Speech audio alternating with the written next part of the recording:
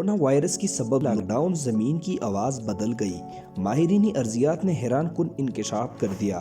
اس وبائی مرض کی پھیلاؤ سے بچنے کے لیے تقریباً دنیا کی کئی ممالک میں لاک ڈاؤن ہے۔ اسی حوالے سے ماہرین ارضیات نے ایک بڑا انکشاف کیا ہے۔ برطانوی نیوز میل آن لائن کے مطابق ماہرین کا کہنا ہے کہ وائرس کی سبب ہونے والی لاک ڈاؤن کا زمین پر اثر پڑا ہے، کیونکہ لوگوں کا آمد و رفت نہیں ہو رہے ہیں۔